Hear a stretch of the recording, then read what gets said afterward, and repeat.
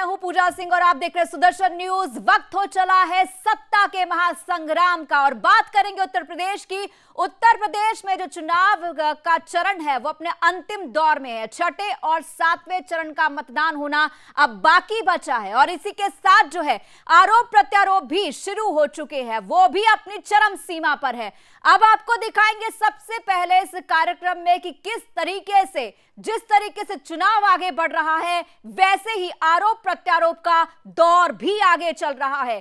क्या कहती है सपा बीजेपी के लिए और क्या कहती है बीजेपी सपा के लिए, सबसे पहले ये देखिए। उत्तर प्रदेश में 5 चरण के चुनाव हो चुके हैं। पश्चिम से पूरब तक घोर परिवारवादियों को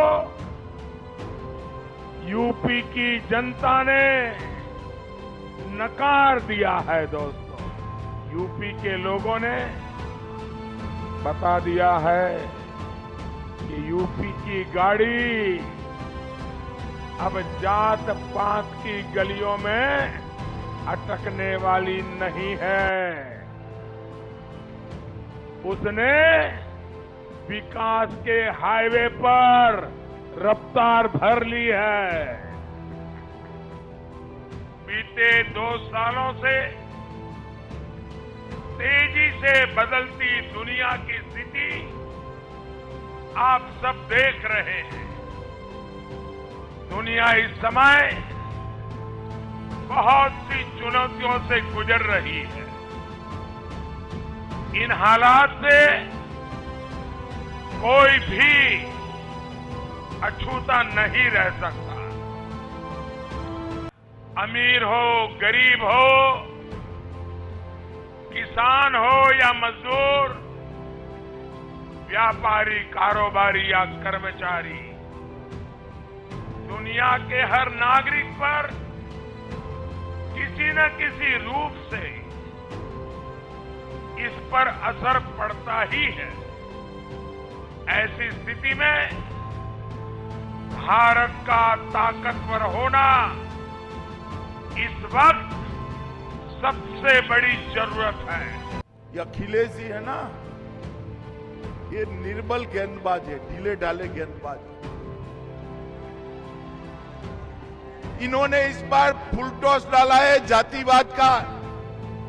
अच्छा बल्लेबाज फुल टॉस वाली गेंद को जाने देगा क्या? जोर से बोलो, जाने देता है क्या? 14, 17, 19 और 22 में बाउंड्री लगानी है विजय की। 22 चौका लगाना है। अगर बीजेपी के नेताओं के आपने भाषण सुने होंगे तो उनके छोटे नेता छोटा झूठ बोल रहे हैं, जो बड़े नेता है बड़ा झूठ बोल रहे हैं और जो सबसे बड़े नेता है वो सबसे बड़ा झूठ बोल रहे हैं। और बता दें कि यहाँ पर बात चल रही है सत्ता के महासंग्राम की, तो उत्तर प्रदेश की यहाँ पर बात कर रहे हैं। कहते हैं जिसके हाथ आया उत्तर प्रदेश उसके हाथ आ सकती है दिल्ली की गद्दी। और ये बात कहीं ना कहीं अपने आप में साबित होती है। इसीलिए जो है इस पूरे चुनाव के अंदर खुद प्रधानमंत्री, गृह मंत्री, रक्षा मंत्री, सीएम योगी आदित्यनाथ सब एक लाइन से दिखाई देते हैं ताकि उत्तर प्रदेश की गद्दी अपने हाथ में रहे। बात करते हैं छठे सातवें चरण की। दोनों चरण जो है पूर्वांचल से आते हैं और छठे और सातवें चरण की बात करें तो 2 मुख्य क्षेत्र हैं जहां पर चुनाव होने हैं। वीवीआईपी सीट की बात होती है। एक सीट है गोरखपुर की जो आती है योगी आदित्यनाथ के खाते में और दूसरी सीट है जो सातवें चरण की बात करते हैं बनारस, वो आती है प्रधानमंत्री नरेंद्र मोदी के हिस्से में। तो ये दोनों जो अंतिम चरण है पूर्वांचल के वो बेहद अहम माने जा रहे हैं क्योंकि सिर्फ चुनाव नहीं है, प्रतिष्ठा का सवाल भी है। छठे चरण की बात करते हैं तो यहां पर सिर्फ योगी आदित्यनाथ नहीं बल्कि उनके 5 मंत्रियों की भी अग्नि परीक्षा होनी है। ग्राफिक्स के जरिए हम आपको दिखा रहे हैं कि छठे चरण में किन जिलों के अंदर चुनाव होने हैं। 10 जिले हैं जहां पर चुनाव होने हैं। गोरखपुर की बात करते हैं, सबसे इंपॉर्टेंट क्षेत्र माना जा रहा है जहां से योगी आदित्यनाथ चुनावी मैदान में है। गोरखपुर शहरी ये इलाका है जहां से योगी आदित्यनाथ चुनाव लड़ने वाले हैं। इसके अलावा बता दें आपको कि और हमारे साथ मनराज गुज्जर जुड़ चुके हैं, पॉलिटिकल एक्सपर्ट है, सपा के नेता अरविंद कथेरिया जी हमारे साथ हैं। आप दोनों का बहुत बहुत स्वागत है।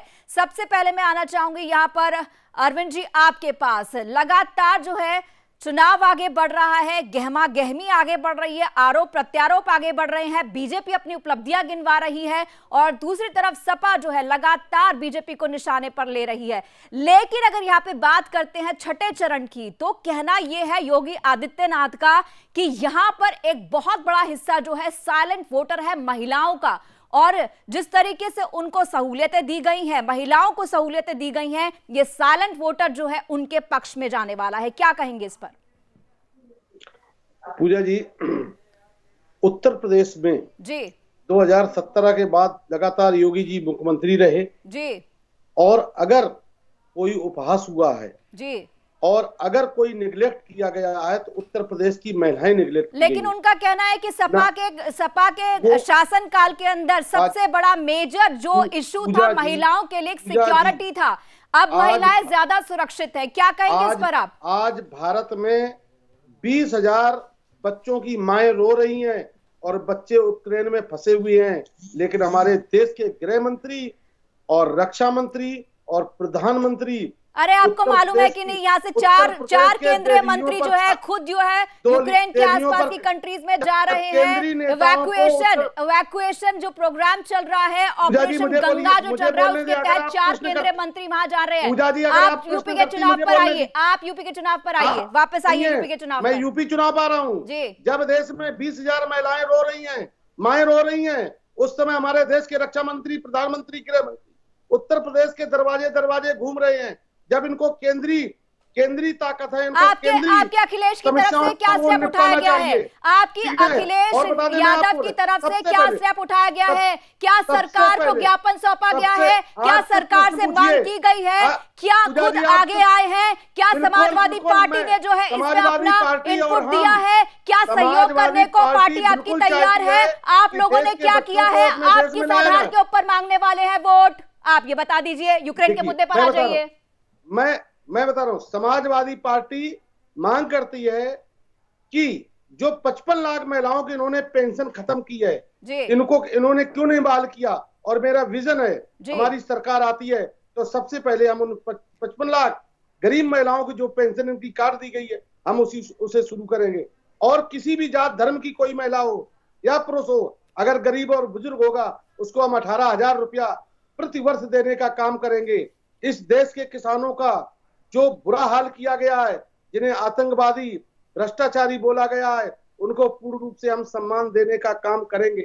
इस देश के नौजवान जो बेरोजगार हमारे साथ है, मनराज जी आपके पास आना चाहूंगी। 22 लाख, सत्ता आने पर 22 लाख उनको रोजगार दिया जाएगा। और ये जो जिला बस्ती और ये जो जिला है बलरामपुर बलरामपुर में तो उनका खाता खुलने वाला नहीं है। आज देश की ताकत जिनको केंद्रीय समस्या निपटाना चाहिए, आज वो उत्तर प्रदेश में घर घर जा रहे हैं। कि हमारे देश के प्रधानमंत्री के यही स्तर है कि वो चुनाव प्रचार में लग जाए। जी, चुनाव प्रचार क्यों ना करें? वो तो हर नेता का अधिकार है, जरूरत है। आप प्रचार क्यों ना करें? क्यों ना करें प्रचार? क्या अखिलेश यादव घर पर बैठे हैं, चाय पी रहे हैं? क्या अखिलेश यादव घर पर बैठकर चाय पी रहे हैं चुनावों में? हमारे देश के प्रधानमंत्री, मैं पूछ रही हूँ, आप जो बोल रहे हैं कि जगह जगह दरवाजे जाके वोट मांग रहे हैं, अखिलेश यादव के घर पर बैठ के चुनावों में चाय पी रहे हैं। यूक्रेन में देश के प्रधानमंत्री, रक्षा मंत्री, राजीव मिश्रा जी बीजेपी से जुड़ गए। राजीव जी बीजेपी से जुड़ गए। राजीव जी आप क्या बोलेंगे? जी यूपी का चुनाव कर रहे हैं राजीव जी। संजीव मिश्रा, आप अरविंद जी का एक बार ऑडियो कम कर लीजिए प्लीज, पीसीआर ऑडियो कम कीजिए आप जरा, मैं राजीव जी की बात सुन लूं। राजीव जी। पूजा जी, मेरा नाम संजीव मिश्रा है, अगर मेरी आवाज आ रही हो। जी जी जी जी संजीव जी। जी जी पूजा जी, क्या कह रहे हैं बताइए। जी, मैं ये जानना चाह रही हूँ, यहाँ पर हम बात कर रहे हैं पूर्वांचल में छठे और सातवें चरण का चुनाव होना बचा है। अगर बात करते हैं यहाँ पर एक बड़ा साइलेंट वोटर भी है, जिसको लेकर योगी आदित्यनाथ ने कहा है कि वो एक बड़ा वर्ग जो है साइलेंट वोटर महिलाएं हैं। ये जानना चाहूंगी, उनका कहना है कि सिक्योरिटी का इशू और फ्री जो चीजें खाना प्रोवाइड कराया गया है, ये साइलेंट वोटर जो है इसी के आधार पर अब बीजेपी के साथ जाने वाला है।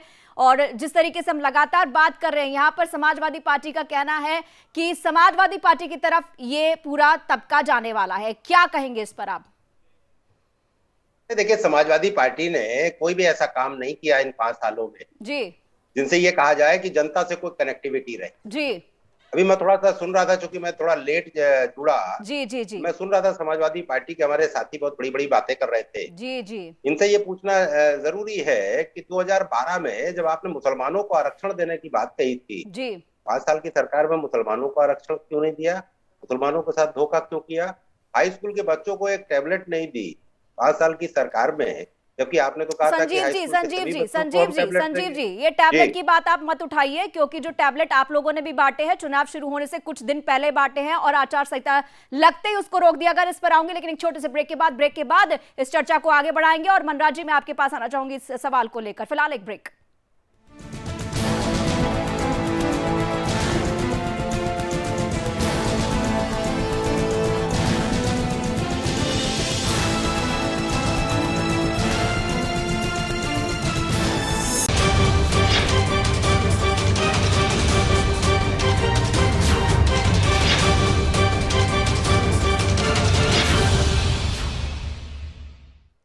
बात हो रही है सत्ता के महासंग्राम की। बिना देर के मनराज जी, आपके पास आना चाहूंगी। साइलेंट वोटर पर आपका क्या कहना है? बिल्कुल पूजा जी, बहुत देर से मैं सुन रहा था जो ये छठे चरण का जो चुनाव है उसमें जो साइलेंट वोटर है वो वोटर बड़ी भूमिका निभाएगा। वोटर समझता है कि उत्तर प्रदेश के लिए कौन से लोग, कौन सी सरकार उनके लिए बेहतर तरीके से काम करे। अभी अरविंद जी बता रहे थे, अरविंद जी उत्तर प्रदेश की समस्याओं पर बात नहीं करेंगे। अरविंद जी बार बार बड़ी बड़ी बातें करके यूक्रेन के मुद्दे को ला रहे हैं। अरविंद जी की ये वही लोग, उसी पार्टी के लोग हैं पूजा जी, जो एक महिला मुख्यमंत्री को मरवाने के लिए गेस्ट हाउस में साजिश कर रहे थे। ये वही लोग हैं जो मुस्लिम महिला के पीछे जाके स्टिकर चिपकाते हैं और फिर बड़ी बड़ी बातें टीवी डिबेट्स में आकर ये लोग करते हैं। इनको थोड़ी सी शर्म नहीं आती है। उत्तर प्रदेश के चुनाव में साइलेंट वोटर, जो ये लोग अपना कैडर बताते हैं, बोलते हैं समाजवादी पार्टी का कैडर है, वो कैडर इस बार इनसे छूट रहा है। वो इनसे छूट कर इस प्रकार से जा रहा है कि उत्तर प्रदेश के अंदर एक ऐसी सरकार बनाने की। अरविंद जी, ये तो समाजवादी पार्टी की फेवरेट लाइन पर आ गए हैं आप। ये तो आप अपनी फेवरेट लाइन पर आ गए हैं जी। आप पत्रकारों को, पॉलिटिकल एक्सपर्ट को, सबको आप जो है बीजेपी का प्रवक्ता बता देते हैं। क्लेम नहीं करते हैं, हम एक दूसरे पे कमेंट नहीं करते हैं। आप मनराज जी, अरविंद जी थोड़ा शांत रहिए, 1 मिनट आपके पास आऊंगी, लेकिन मेरे को पहले बात करनी है मनराज से। जी मनराज जी, 5 सालों में कौन सा काम किया है? लखनऊ के चौराहों पर यहाँ के सुनना पसंद नहीं करते। हम कितने शांति से सुन रहे थे। उत्तर प्रदेश के चुनाव के अंदर बड़ी बड़ी बातें और ये इनके जो खोखलापन है वो नहीं चलेगा। उत्तर प्रदेश के चुनाव में उत्तर प्रदेश की महिलाओं के साथ जुड़े हुए सुरक्षा की अस्मिता का मुद्दा चलेगा। उत्तर प्रदेश के युवाओं के रोजगार का मुद्दा चलेगा। उत्तर प्रदेश को किस प्रकार से बेहतर बनाए वो मुद्दा चलेगा। और मुझे लगता है पिताजी, हम देखेंगे ये साइलेंट वोटर इस बार बड़ी भूमिका निभाएगा। और उत्तर प्रदेश, अरविंद जी थोड़ा शांत रहिए, आपका मैं फेडर बंद करा दूंगी अगर आप नहीं चुप हुए प्लीज। एक्सट्रीमली सॉरी, मैं ये कर सकती हूँ। मनराज जी, मैं आपकी बात सुनना चाहती हूँ। मनराज जी, रहा हूं कि उत्तर प्रदेश के जो साइलेंट वोटर हैं वो वोटर अपनी अस्मिता अपनी सुरक्षा के आधार पर वोट करेंगे, अपने रोजगार के आधार पर वोट करेंगे। एक ऐसी सरकार चाहेंगे जो उनके बीच में रहे। एक ऐसी सरकार नहीं चाहेंगे जो किसी मकान से टोटियां चोर कर चले जाए, जो उनके बीच में ना रहे, जो महिलाओं की सुरक्षा ना करे। जो ये पूजा जी, एक बात और मैं आपके न्यूज चैनल पर करना चाहता हूँ। ये जो बात करते हैं ना मुसलमानों की, ये बात करते, सबसे ज्यादा मुसलमानों का शोषण अगर किसी पॉलिटिकल पार्टी ने आज दिन तक किया उत्तर प्रदेश के अंदर तो वो समाजवादी पार्टी है।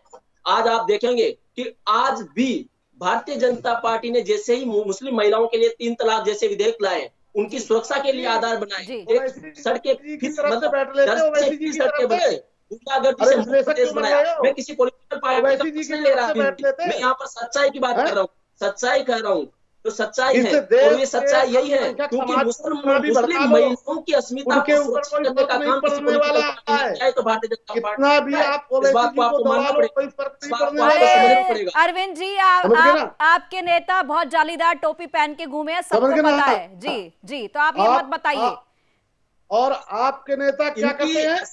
के पॉलिटिकल लीडर्स जाते हैं और मुस्लिम महिला रोड पर जा रही है उसके पीछे जाके स्टिकर चिपका देते हैं, यानी महिला के शरीर को छूने तक भी इनको शर्म नहीं आती है। ये क्या हालत करेंगे आगामी उत्तर प्रदेश में इनकी सरकार बनेगी, ये आने वाले समय बताएगा। किस तरह तुमने महिलाओं की साड़ियां उतारी, कैसे उनके कपड़े फाड़े गए, ये आपको याद नहीं है?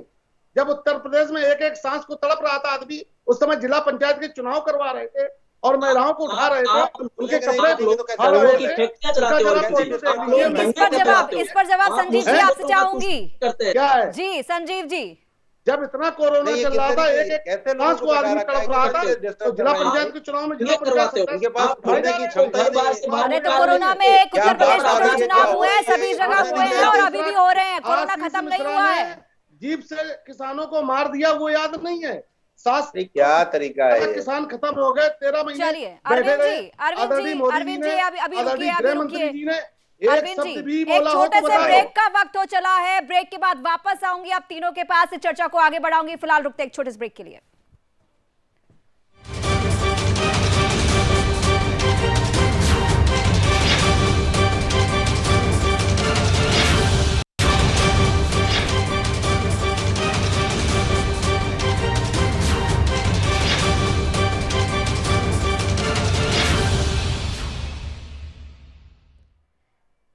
आप देख रहे हैं सत्ता का महासंग्राम। अरविंद जी आपके पास आना चाहूंगी, जिस तरह की बात जो कही जा रही है अरविंद जी द्वारा, इस पर आप क्या कहेंगे कि कोरोना के अंदर जो है क्या कुछ सलूक किया गया, क्या महिलाओं के साथ किया गया, इस पर आ रहे हैं, ये आपसे जानना चाहूंगी। आपके पास क्या जवाब है? आप खुद सपा से जो है बीजेपी में आए हैं, क्या कहेंगे आप? किससे कह रहे हैं जी? किससे प्रश्न कर रही हैं? ये मैं संजीव जी से बात कर रही हूँ। संजीव जी जी पूजा जी बताइए। जी आपसे जानना चाहूंगी, जिस तरीके का आरोप ब्रेक से पहले अरविंद जी ने लगाया, आपके पास क्या जवाब है? क्या इन्होंने आरोप लगाया कि गायत्री प्रजापति को उन्होंने क्यों मंत्री बना दिया था जब वो बलात्कारी है? अरे गायत्री प्रजापति, ये इस तरीके की बातें या तो गुंडों और जिन्होंने मुकदमा लगाया तो जा रही है, या गुंडों और अपराधियों इस देश का कार्रवाई हो रही है। अगर इस देश का समाजवादी पार्टी उससे विचलित होना जरूरी है, क्योंकि इनके संरक्षण में गुंडा और अपराधी पल रहे थे।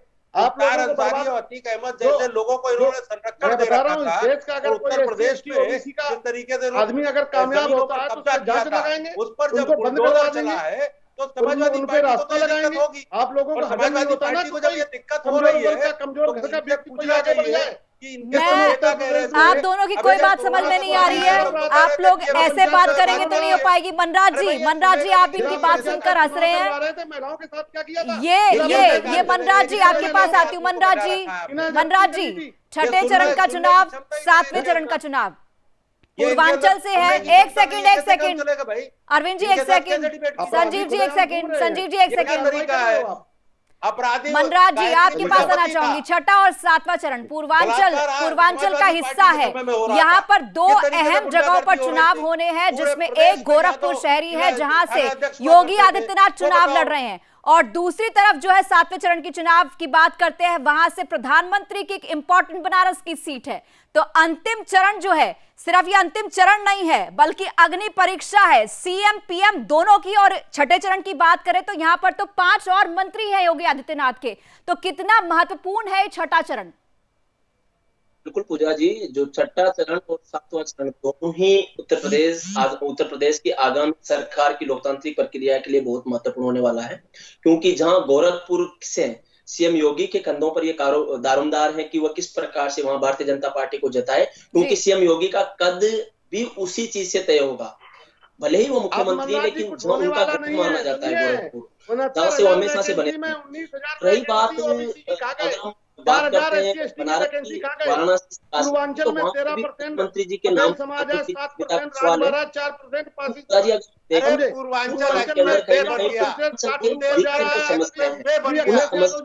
मनराज जी आपसे एक सवाल ये भी है कि बात यहाँ पर सपा ने उठाई है कि कोरोना काल के अंदर किस तरह की जो है समस्याएं आई है, सरकार ने कुछ नहीं किया। एक सेकंड अरविंद जी, एक सेकंड संजीव जी, आप दोनों से गुजारिश है कि प्लीज आप शांत रहिए, एक सेकंड रुकिए।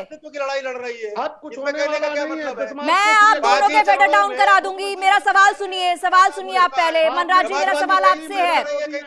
महिलाओं के मनराज जी, आपसे मेरा सवाल यह है कि जिस तरीके से यहाँ पर आरोप लगाया है समाजवादी पार्टी के नेता अरविंद कथेरिया ने, उन्होंने कहा है कि कोरोना काल के अंदर जो है बहुत ही स्थिति खराब रही है, वहां पर जो है स्वास्थ्य की सेवाएं नहीं मिली हैं, वहां पर बार बार ये आरोप लगता रहा है कि गंगा में जो है लाशें तैरती दिखाई गई हैं, इस तरह की बातें आई हैं। और इस चरण की बात करते हैं तो खुद स्वास्थ्य मंत्री इस चरण के अंदर चुनाव लड़ने जा रहे हैं। स्वास्थ्य मंत्री के लिए इस कोरोना काल के अंदर जो कुछ हुआ है, कितनी बड़ी अग्नि परीक्षा मानते हैं आप? जी, बहुत बड़ी समस्या है, लेकिन मैं यहाँ पर यह भी कहना चाहूंगा कि कोरोना एक वैश्विक महामारी थी, कोई उसका प्रभाव भारत में नहीं, पूरी दुनिया के अंदर हजारों व्यक्तियों ने, हजारों लोगों ने अपनी लेकिन मुझे लगता है कि सब चीजें इंटरकनेक्टेड रहती हैं। अब बात यूक्रेन की भी करते हैं, यूक्रेन और रशिया में जो कुछ चल रहा है उसका इफेक्ट भारत पर भी पड़ेगा। भारत में भी पेट्रोल डीजल महंगा होने वाला है। मनराज जी इस बार तो गंगा माता भी रो गई जब उनको याद आता है कि गोद में कितना चुनाव की अगर बात करें, अरविंद जी एक सेकंड आप सुन लीजिए, जवाब ले लीजिए अरविंद जी। जी मनराज जी की बात करें मैम, ये आने वाला जो चुनाव, ये जो स्वास्थ्य के लिए इसलिए क्योंकि स्वास्थ्य की एक नैतिक जिम्मेदारी बनती है प्रदेश स्वास्थ्य सेवा को बेहतर तरीके से समायोजित करने की बात करें। लेकिन एक तरीके से अगर हम एक नैतिक तौर पर हम सोचते हैं, और ये सब लोग समाजवादी पार्टी के लोग भी सोचते हैं, ये ऐसी कोई बात नहीं, बीजेपी के भी सोचते हैं कि ये एक वैश्विक समस्या थी, सरकारों ने प्रयास किया और इससे कुछ शिक्षाएं ली, कुछ कमियां रह गई तो उस पर शिक्षा लेकर उस पर आगे काम करेंगे जी। लेकिन एक देखेंगे कि महंगाई, रोजगार, ये सब मुद्दे हैं, भारतीय जनता पार्टी के समय में भी हैं, उसके समय में भी थे, लेकिन ये देखना। चलिए इसका जवाब लेते संजीव जी से। महंगाई, रोजगार अपने आप में एक बड़ा मुद्दा है, राम कितना बेड़ा पार लगा पाएंगे? धांधली की क्या करवाया उसने? नहीं देखिए, उत्तर प्रदेश में जिस तरीके से बुंदेलखंड एक्सप्रेसवे बन गया, जिस तरीके से पूर्वांचल एक्सप्रेसवे शुरू हो गया, काशी विश्वनाथ कॉरिडोर की सौगात मिली है उत्तर प्रदेश की जनता को और खासतौर से बनारस को। फिल्म सिटी बन गया, जेवर एयरपोर्ट की शुरुआत हो गई और गंगा एक्सप्रेसवे का शिलान्यास हो गया, गोरखपुर में फर्टिलाइजर का कारखाना शुरू हो गया और जिस तरीके से चीनी मिले उन्होंने बेची थी, 22 चीनी मिले बेचने का काम करने वाली समाजवादी पार्टी के लोग आज हमसे प्रश्न कर रहे हैं। हमने सिर्फ 22 चीनी मिलों को नहीं शुरू किया। लेकिन संजीव जी एक सेकंड, संजीव जी एक सेकंड, यहाँ पर जरा उसकी भी आवाज कर लो। ये हाजमे की कमी है इनके अंदर, 2017 में हो गया था, सुनने की क्षमता नहीं है, में 5 साल लगा दिए, बैठा देते हैं। 23,000 क्या तरीका है? ये ऐसे डिबेट होती है? लेकिन संजीव जी सारा क्रेडिट जो है, सारा क्रेडिट जो है ये तो सपा ले रही है, समझे? सारे विकास के काम, एक काम नहीं आपने करा। मार्च को समझ लेना, 11 मार्च को इस देश के लोग रो गए, बाहर जा रहे आपने तो शहीद संवेदना तक नहीं व्यक्त करी आपके प्रधानमंत्री जी ने। अरे योगी जी आ जाते यूपी कैसे, ये कह देते भाई केंद्र का मैटर है, हम आपके साथ हैं, हम बिजली पानी की लड़ाई लड़ रहे हैं। योगी जी एक बार बोल रहे हैं समाजवादी पार्टी अस्तित्व बचाने की लड़ाई लड़ रही है, रो कर वोट डाल रही है आपके खिलाफ। तभी 17 में जवाब दिया ना जी। अरविंद जी आपके पास आती हूँ, अरविंद जी एक सेकंड, अरविंद जी आपके पास आती हूँ, अरविंद जी एक सेकंड आप मेरी बात सुनिए, एक सेकंड आप मेरी बात सुनिए अरविंद जी, एक सेकंड संजीव जी शांत रहिए, संजीव जी शांत रहिए ना, एक मिनट, एक सेकंड, मैं अरविंद जी के पास आ रही हूँ। आपको लग रहा है कि सब कुछ आपने किया है, क्रेडिट बीजेपी लेकर जा रही है जी, तो इसका मतलब ये मानते हैं कि आपका जो जनता के बीच में जाने का, जो पिछले चुनाव हुए थे 2017 में, आपकी स्ट्रेटजी बहुत ही पुअर रही है, आप अपनी बात जनता में रख ही नहीं पाए हैं कि आप लोगों ने क्या किया। जेवर का क्रेडिट आप ले रहे हैं जी, जो हाईवे बन रहे हैं, जो एक्सप्रेसवे बन रहे हैं, उसका क्रेडिट आप ले रहे हैं। इसका मतलब तो आप जो है जनता के बीच में अपनी बात नहीं रख पाए, आपकी स्ट्रैटेजी इतनी पुअर थी। 2014 ऐसे चुनाव थे जिसमें इस देश की जनताओं को भावनात्मक रूप से हाईजैक किया गया, उनके साथ खिलवाड़ किया गया। आप 2014 पे मत जाओ, आप 2017 पे आ जाओ, यूपी पर आओ, आप यूपी पर आओ, आप यूपी पर आओ, यूपी पर बात कर रहे हैं हम, यूपी पर बात कर रहे हैं हम। गंभीरता नहीं है, आप यूपी पर आइए, यूपी पर आइए आप। मैं यूपी पर, हाँ, तो इसका मतलब तो ये है कि आपकी स्ट्रैटेजी इतनी पुअर रही कि आप अपने बात जो है, अपना जो कुछ भी आपने किया है जनता के लिए, वो आप जनता के बीच में ठीक से रख नहीं पाए। हाँ या ना में जवाब दे दो आप इसका। पूजा जी लकड़ी के कढ़ाई में सिर्फ एक बार सब्जी बना सकती, दोबारा नहीं। अच्छा, जनता को एक बार चलिए लकड़ी की कढ़ाई है कि लोहे की कढ़ाई है, ये तो 10 मार्च को जनता बता ही देगी, क्योंकि अब आखिर के 2 चरण बचे हैं। किसका बेड़ा पार राम लगाएंगे, किसका बेड़ा जो है कृष्ण पार लगाएंगे, या अखिलेश यादव जी के सपने में श्री कृष्ण आते हैं। देखते हैं अब क्या होता है। तीनों मेहमानों का बहुत बहुत धन्यवाद हमारे साथ जुड़ने के लिए। और सत्ता के महासंग्राम में आज के लिए इतना ही, लेकिन बाकी खबरों के लिए आप देखते रहिए सुदर्शन न्यूज। जय हिंद।